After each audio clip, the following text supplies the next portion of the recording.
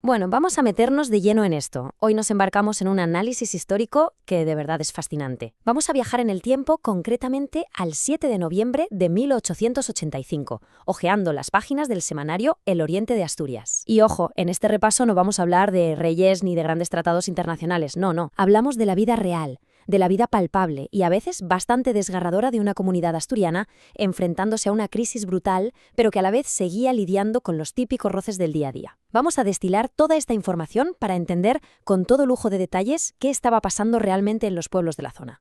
Para que nos hagamos una idea del recorrido, este será nuestro itinerario. Empezaremos con la gran crisis económica. Luego pasaremos a las medidas y obras propuestas. De ahí a el fomento de Llanes. Seguiremos con unas curiosísimas crónicas de Pría y terminaremos con las quejas y sucesos locales. Punto número 1. La gran crisis económica, una región al borde del colapso. Arrancamos con la noticia principal y sin duda la más dura de la publicación. En aquel otoño de 1885, la comarca del Oriente de Asturias no es que estuviera pasando por una simple mala racha, estaba literalmente al borde del colapso absoluto. Los datos agrícolas que nos da el periódico ponen los pelos de punta. Fijaos, la cosecha de maíz, que era la base de su alimentación, quedó reducida a una tercera parte. Patatas y castañas, cero, nada. Y la hierba, poquísima, porque no hubo sol.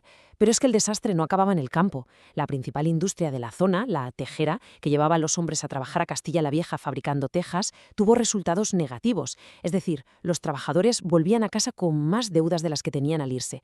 No podían pagar el alquiler, ni mucho menos vestir a sus familias. Era básicamente la tormenta económica perfecta. Y para entender el peso emocional de semejante debacle, hay que leer esta cita directa que dejaron impresa. Decía así: triste y desconsoladora, el hambre, que es la mayor de las pestes conocidas, se cierne a nuestras puertas. Madre mía, es que no se andaban con eufemismos. El periodista clamaba a las autoridades locales advirtiendo que, llegados a ese punto, la simple caridad de los vecinos ya no era suficiente para frenar la tragedia que se les venía encima.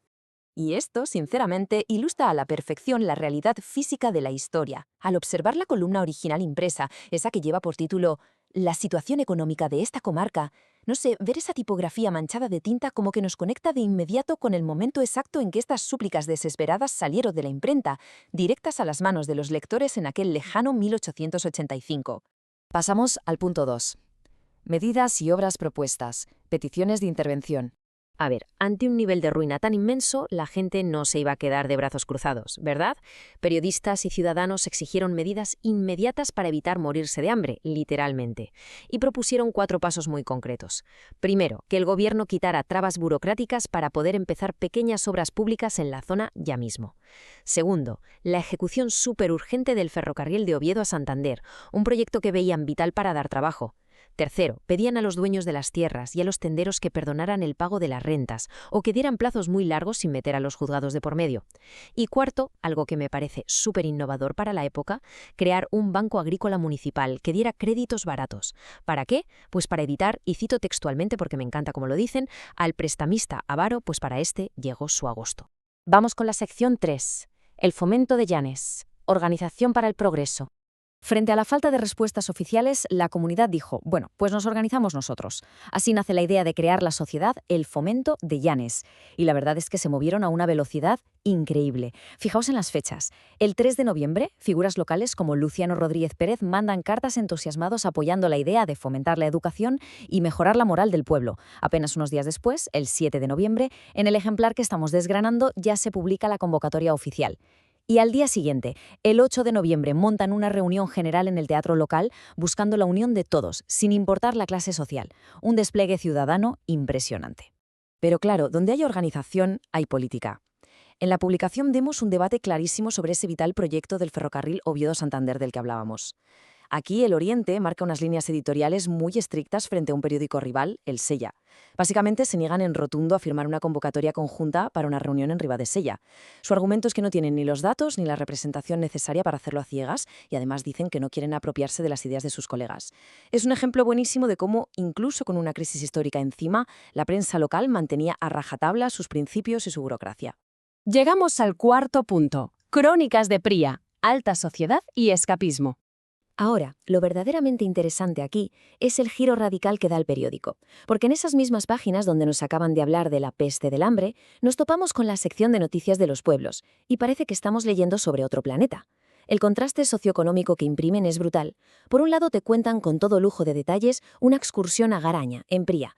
Te describen la gigantesca casa-palacio del señor Ramón Argüelles, con sus puertas de caoba perfectamente talladas, un comedor espectacular donde les sirvieron, palabras textuales, un suculento almuerzo, y fuentes preciosas con juegos de agua, todo pura riqueza, y al pasar la página, ¡pum!, te encuentras con las quejas del decaimiento urbano de Llanes, lleno de escombros y oscuridad, dos realidades completamente opuestas conviviendo a escasos kilómetros.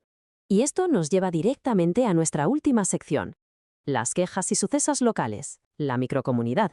Bajando al nivel más micro posible, nos damos cuenta de que, a pesar del desastre económico, la vida seguía, y con ella las broncas entre vecinos. Las quejas en el periódico son súper gráficas. Denuncian que la plazuela de las Barqueras está intransitable porque está llena de escombros, que la calle junto a la casa de doña María del Pumar es, y esto es cita literal, un verdadero depósito de inmundicias. ¡Qué barbaridad! Pero mi favorita, de lejos, es la queja del barrio de Cimadevilla. Resulta que estaban totalmente a oscuras, sin faroles, así que los vecinos le rogaron al alcalde que se pasara por el barrio una noche para verlo con sus propios ojos, pero con una advertencia tremenda. Le piden que vaya provisto de cerillas. Pura ironía del siglo XIX. Además de las quejas, la maquinaria administrativa no se detenía. El periódico lanzaba actualizaciones muy rápidas de los pueblos. Por ejemplo, te cuentan que la Junta de Sanidad ha tenido que suspender la Feria de San Martín, en la localidad de Nueva, porque las condiciones de salud de la zona eran poco satisfactorias. También dedicaban espacio a los obituarios, informando del fallecimiento de un jovencísimo ingeniero de 25 años, don José Francisco Abarca Junco, y del párroco Claudio Fernández Vega. En fin, una mezcla constante de burocracia, sanidad y luto que no pisaba el freno ni en el peor de los años agrícolas. Para concluir, cuando ponemos todas estas piezas sobre la mesa, del de la ruina absoluta del campo y el pánico al hambre, hasta las discusiones sobre calles sucias y alcaldes que necesitan llevar sus propias cerillas para ver algo, nos surge una reflexión importante. ¿Cómo cambia nuestra forma de entender la resiliencia del ser humano al ver este contraste? Nos demuestra que, incluso asomándose al precipicio del colapso total, las comunidades siguen buscando soluciones, la prensa sigue debatiendo y los vecinos siguen exigiendo tener unas calles dignas en su día a día. Es una lección vital impresionante que estaba ahí, guardada en un archivo. Esperamos que este repaso por las páginas del pasado haya resultado verdaderamente fascinante.